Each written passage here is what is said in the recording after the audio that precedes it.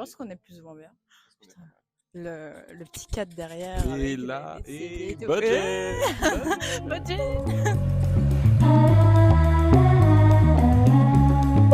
Bienvenue dans cet épisode de Papoton. Je ne sais pas si ce sera le premier ou pas. Donc, bienvenue dans ce nouvel épisode ou ce premier épisode en fonction de comment est-ce que je poste. Est-ce que je poste les épisodes. Voilà. Aujourd'hui, on va parler avec Valentine de notre rapport à la consommation de la musique, et plus particulièrement aux albums, aux singles, les différentes eras, enfin un peu tout ce domaine musical. Moi, je tenais à dire que ça fait pas hyper longtemps que j'écoute des albums en entier. Je crois que ça doit faire 1 an et demi, quelque chose comme ça, que dès que j'aime bien un single ou un artiste ou quoi, je vais écouter tout l'album. Parce qu'avant, j'écoutais plus les singles, et je me plongeais pas véritablement dans tout l'album d'un artiste. Et je trouve que ça a grave changé ma façon de voir la musique, entre guillemets. Genre avant, j'écoutais juste la musique pour passer le temps, que maintenant j'ai l'impression de l'écouter, je dirais pas que c'est pas forcément un hobby ou quoi, mais tu vois, enfin...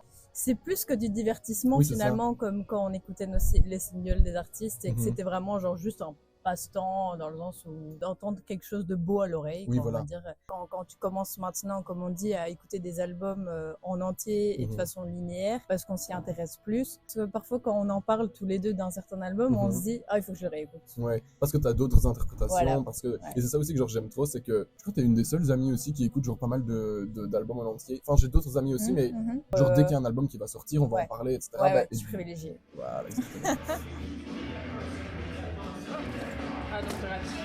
Je vais revenir au niveau des singles, parce qu'on parlait du cas des singles genre qui reflétaient pas forcément la vision de l'album. Et un album qui m'avait frappé en particulier, c'était l'album Witness de Katy Perry.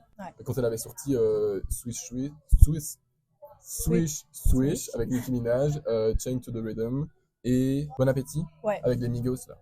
Elle avait sorti les 3 singles là et en fait pourtant je comprends pas, ils avaient bien tourné, mais je sais pas, les gens se sont pas forcément plongés dans l'album et l'album a été un giga flop. Mais en fait, et puis elle, c'est de la pop qu'elle fait. Ouais. Et t'as beau faire, genre les albums pop, c'est tout de suite moins. Tu les interprètes comme des albums un peu commerciaux, un peu, quoi, tu vois. Ouais, de fou. Si tu vois moins le fond, et je pense que les gens s'intéressent moins au fond, et s'intéressent plutôt genre au fait que ça doit être des hits sur hits. Oui, exactement. En fait. Et surtout avec Katy Perry, genre, par exemple, moi, j'ai pas une vision de Katy Perry comme quelqu'un qui raconte vraiment quelque chose. Et pourtant, Lady Gaga, elle dit quand même beaucoup de choses dans ses albums. Ouais, c'est vrai. Et t'arrives à sortir pas une identité. Enfin, je vais pas dire que Katy Perry n'a pas d'identité parce que on t'aime, mais et c'est très bien qu'il y ait de la pop plutôt commerciale ou quoi, et que tu fonctionnes plutôt par single. Il en faut pour tout le monde. En fait. C'est ça. Il en faut pour tout le monde. Mais c'est surtout le fait que du coup, parfois, tu vois, les singles ne représentent pas forcément l'état de l'album, et donc les gens ne se plongent pas forcément dans l'album. Du coup, je trouve que les singles, c'est un peu à double tranchant, parce que ça peut être très bien et ça peut te donner vraiment super envie de te plonger dans l'album et de découvrir un peu ce que l'artiste a de plus à raconter. Ou ça peut être carrément hyper rédhibitoire et te dire non, j'aime pas du tout les singles, donc pourquoi est-ce que je prendrais l'effort et le temps d'écouter un album en entier. Et ça c'est grave vrai.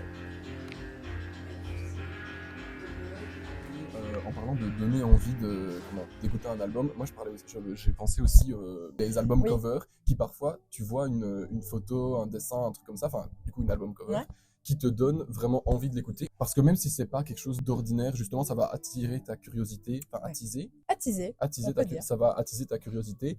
Une cover d'album, ça reflète généralement la sonorité de l'album, tu vois. C'est comme la couverture d'un livre, l'affiche d'un film. Il y a quelque chose qui se construit avec déjà la cover de l'album. Et par exemple, une des plus récentes et qui dit beaucoup, je trouve aussi, c'est Brat de Charli XCX.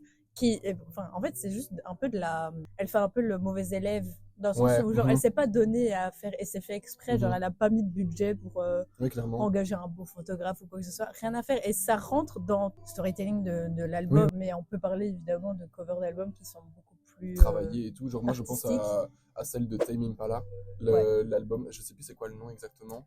La cover rouge. Je sais plus. L'album de Tame Impala, voilà. Image à la avec du sable, ça. Mais genre celle-là, tu vois, je trouve que ça reflète vraiment bien. Et même par exemple son ancien album de 2015 là. Covent. Non quoi?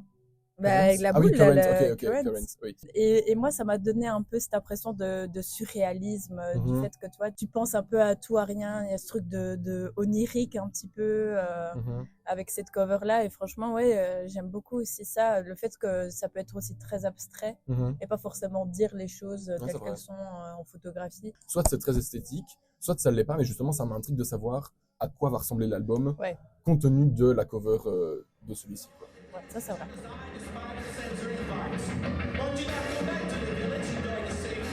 Justement, on parlait peut-être un petit peu de storytelling, de qu'est-ce que la cover raconte, etc. Moi, je lis beaucoup de livres, je regarde, enfin, on regarde aussi beaucoup de films et tout.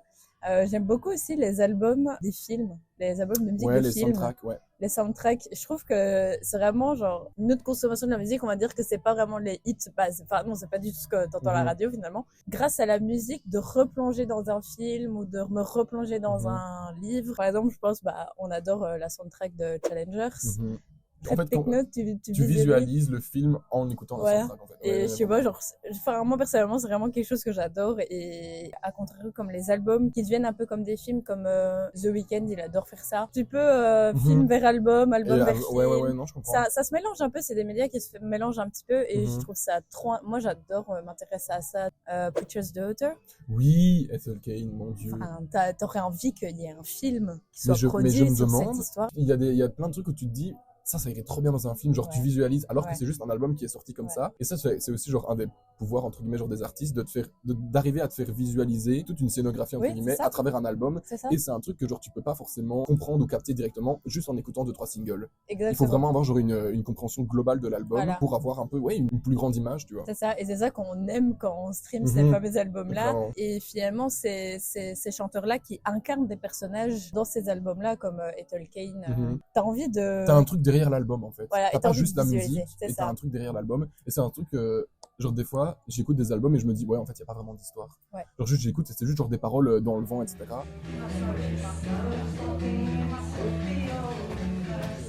Je vais un peu critiquer la génération de maintenant. Voilà. Mais après ça devait sûrement exister aussi dans les années 90, dans les années 80, dans les années 2000. C'est juste que là avec par exemple les réseaux sociaux, notamment TikTok, c'est juste genre des mots genre aléatoires qui sont lâchés comme ça genre sur une instru. Comme ça va faire le buzz, ça va aller sur TikTok, devenir viral, etc. Et encore, enfin là en fait je trouve que ça va un peu mieux. C'était surtout le cas genre vers 2021, 2022, 2023 où là vraiment les gens sortaient des singles uniquement pour TikTok. Il y a un exemple qui est super frappant, c'est Doechii qui avait sorti What It Is, oh, what's up. Et même elle après elle le disait dans sa mixtape que genre c'était une musique genre pour TikTok et qu'elle était en mode now I make TikTok music, what the fuck. Enfin mode, même elle se rend compte et là j'ai l'impression qu'elle vient de refaire exactement la même chose. Elle a fait Anxiety. Je suis désolé, je ne supporte pas cette chanson. S'il vous plaît, là avec la danse, le truc. C'est ni drôle, ni intéressant, ni bien pensé. J'adore Doechii, je l'adore, mais non. Je suis désolée, mais non. La chanson de base est hyper bien. Genre c'est Somebody That I Used To Know. Oui, c'est le sample. Oui. Le sample, elle a juste retiré les paroles, elle a pris l'instru, elle a posé un beat dessus, elle a fait voilà. Ouais, c'est pire. C'est pire exemple. Combien d'artistes, même éphémères, sont connus grâce à TikTok. Tu les vois passer comme ça, ils viennent, ils partent. Par exemple, très récemment, Lola Young, Messi, là, son single. Mais cette chanson-là, je peux plus la voir. J'ai jamais su l'écouter. En fait, c'est super triste parce que ça se trouve, ces artistes, elles ont des choses à raconter, etc. Mais vu qu'on les entend tellement, soit à la radio Contact qui passe 7 fois la même musique dans la journée, et même genre les réseaux sociaux, les trends, etc. et tout. Ok, ça permet de te faire connaître. Et j'ai l'impression, genre tu vois, ça arrive à un pic. Et au bout d'un moment, genre ça y est, enfin genre. Et franchement, moi, je souhaite que du bien à ces gens-là parce que c'est trop bien d'être jeune artiste et de se lancer. Genre, vas-y, lance-toi, on promote ta musique, voilà. Y a pas de souci. Mais le problème, c'est qu'on est trop dans l'instantané, dans l'éphémère. Ça doit être hype pendant 2 mois et puis on n'en parlera plus jamais de toi. Et les chansons sont super courtes. Genre même Beyoncé le disait, je crois que c'était en 2014, un truc comme ça, quand elle avait sorti son album Surprise. People don't make albums anymore. They don't make albums. They just try to sell a bunch of little quick singles and they burn out and they put out a new one and they burn out and they put out a new one. People don't even listen to a body of work anymore. Moi, je vais terminer par un dernier single où je ne peux plus me l'avoir en peinture, c'est Flowers de Miley Cyrus. Pitié, mais j'ai jamais su écouter cette chanson. Il y a eu tout un attrait global pour cette chanson, alors que désolé, mais elle casse pas 3 pattes un canard. Enfin. Ah non. Et on revient au truc des singles, parce que Flowers c'était un single, tout le monde a adoré Flowers, etc. Mais personne n'a calculé l'album, parce qu'il y avait une bonne partie de la population qui ne pouvait plus voir Flowers en peinture. Et donc du coup, l'album Endless Summer Vacation, il est passé aux oubliettes. Alors que c'est un chouette album, tu vois, franchement. je vais revenir Oui. sur le truc de la longueur des chansons. Oui. Comme quoi les chansons sont de plus en plus courtes. Ouais. J'avais vu, c'était un phénomène comme quoi les bridges n'existaient presque plus dans les chansons Ouais, c'est vrai. dans les chansons pop, dans les chansons de maintenant. Et du coup, j'avais noté un truc qui résumait vraiment bien genre ce que c'était un bridge, parce que pour ceux qui ne connaissent pas, enfin qui ne savent pas ce que c'est un bridge, c'est un peu genre la partie de la musique entre l'avant-dernier refrain et le dernier refrain. Et du coup, la dame avait dit, la musique est la balance entre ce qui est attendu et inattendu. Le bridge, c'est vraiment ce contraste. Parce que le refrain est catchy, prévisible, alors que le bridge, lui, il est imprévisible. Le but du bridge, en fait, c'est de nous prendre par surprise, de nous éloigner un peu de l'attendu, juste assez pour nous laisser l'envie de réécouter une dernière fois le refrain. Et je trouve ça super dommage que tous les artistes font des chansons de plus en plus courtes parce qu'ils se disent personne va écouter une chanson de 4 minutes 50, de 5 minutes, avec un bridge, avec 3 refrains, avec, enfin, tu vois. Mais il y a de plus en plus d'artistes qui reviennent du coup au bridge. C'est pas un petit détail à négliger, je trouve, dans les chansons, et c'est vraiment ça qui fait que la chanson est complète. Ben, c'est vrai. D'ailleurs, moi, je pensais aussi au fait qu'il y a des bridges qui, c'est plus le bridge qui t'enlève de la musique, c'est ceux qui vont genre balancer l'explosif. Ouais. Genre Houdini de Dua Lipa. De fou. Le moment où t'as l'instru qui part et tout. Exactement. Et c'est à une autre manière, et c'est aussi trop bien parce qu'en vrai, la première fois, on a écouté Houdini et que t'as eu ce truc-là, vraiment le moment où, bah, maintenant, c'est le moment de la danse et tout. Ouais, de fou. Genre, c'est waouh, ça te relance encore plus. C'est un coup de peps plutôt ça, que genre, de. Il y a plusieurs manières de le faire. Il y a plusieurs manières de finalement. faire un bridge et je comprends pas pourquoi Ouais, est-ce que les voilà. gens le font. Genre, bring back the bridges. Voilà, Genre, soyez créatifs enfin. Mais merde, putain. Polémique. Pour ou contre les playlists? Oh bah pour.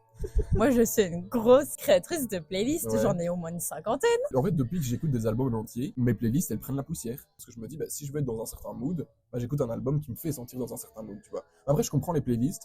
C'est juste que, genre, je sais pas, j'ai un peu la flemme. J'adore me dire, oh, je vais mettre cette petite chanson-là avec celle-là, celle-là, celle-là. Mais j'adore écouter maintenant aussi. C'est vrai que j'écoute aussi les albums. Genre, je dis, oh, je vais écouter cet album-là. Par exemple, celui qui est sorti récemment, celui de Damso, J'ai menti. Bon, toi, t'écoutes moins de rap et tout. Ou alors, bah, l'album de Lady Gaga, mais hey, je l'écoute en boucle aussi. Je l'écoute, mais en boucle. Je ne sais pas ce qu'elle a mis dedans, la mistinguette. Ouais, non, moi, je pallie un peu les deux, quoi. Playlist et album. Putain, les enfoirés. Pitié. On a plus le droit d'avoir faim ni d'avoir froid. Un autre point aussi que je voulais parler, c'est le point des eras. Comment on peut traduire ça en français? Les airs. Les airs, ouais, les airs musicales entre guillemets, Ouais. bah, notamment avec genre Charlie XCX, avec Brat. J'avais pensé à un album qui m'avait fait penser à ça. Qu'en gros, les eras, c'est de plus en plus éphémères. Les artistes vont sortir un album, ils vont faire un peu genre des photos, shoot des clips, etc. pendant genre 2-3 mois, et puis bam, direct on passe à autre chose. Ouais. Et en fait, le problème, c'est qu'il y a énormément de musique sur le marché, et du coup, t'as plein d'eras qui sont disponibles en même temps. Par exemple, Cowboy Carter qui était disponible en même temps que Brat, en même temps que Radical Optimism. C'est 3 eras différentes, et du coup, j'ai l'impression qu'il y a tellement de musique sur le marché que tu sais pas vraiment genre te concentrer à fond dans une era. Ou alors, si tu te concentres à fond, mais alors ça dure genre un mois, puis hop, ça passe à autre chose. Oui, bah oui. Parce qu'on est toujours dans l'instantané, dans les trucs qui passent et qui viennent. Et je trouve ça triste parce que même si les artistes essayent de créer vraiment genre une era, un background, une histoire, etc. autour d'un album, les gens vont peut-être juste écouter l'album pendant un mois, un truc comme ça. Et je dis les gens, je fais clairement partie de ces gens-là. Oui, Genre l'album Brat normal, enfin la version originale, je l'ai pu écouter depuis je sais pas combien de temps. Parce qu'il y a l'album remix qui est sorti, donc hop, je suis passé à l'album remix. Et là maintenant il y a d'autres albums qui sont en route, je repasse à d'autres albums, tu vois. Et du coup j'ai l'impression de les oublier un peu. Mais il y a aussi ce sentiment de satisfaction quand tu redécouvres un album et tu te dis, ah putain, banger.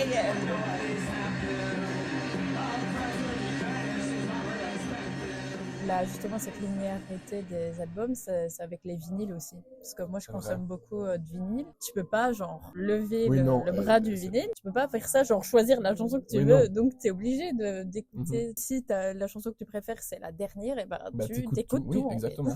Et genre, justement, par rapport à ça, ça fait pas longtemps que je commence à collectionner, genre, les CD. Là, par exemple, j'ai acheté un album. Je crois que c'était l'album de Cher avec Believe. Et je connais juste cette chanson. Mais du coup, genre, j'ai acheté, j'écoute la première chanson. Puis après, genre, j'écoute tout l'album et je me dis, en vrai, c'est quand même grave bien et tout. Bah oui. Et ça te fait découvrir des albums en entier que t'écouterais pas forcément si c'était sur Spotify ou quoi, parce que tu peux choisir littéralement ton truc, quoi.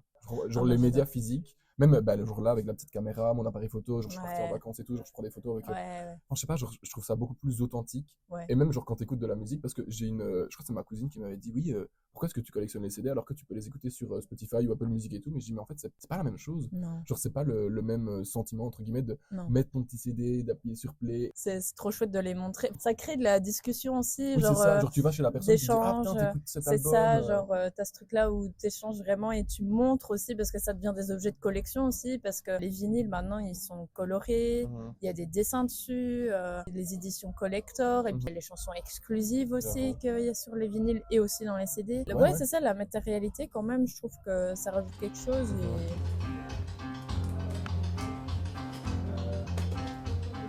Enfin, est-ce que tu as un petit mot de la fin?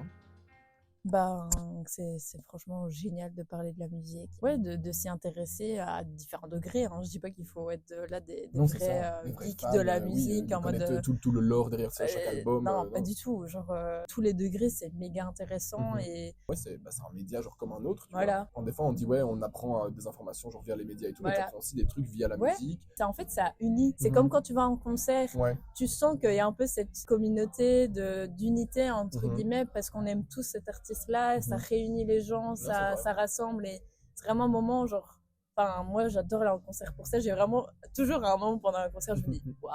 Ouais, tu te dis, c'est Genre- réel. Genre, Ouais, je suis c'est réel. vraiment là, je la vois, C'est il y a ça. tout le monde autour Voilà, de moi. et tout le monde est là pour c'est la trop même bien, ça, chose. c'est vraiment Et c'est quelque chose de très beau, c'est très humain. Et écoutez des albums. Branchez-vous musique. Branchez-vous musique. Branchez-vous album, branchez-vous musique. Voilà. Voilà.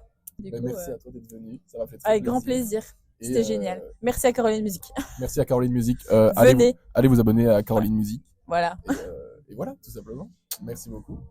Et puis, à bientôt. Bisous. Bisous.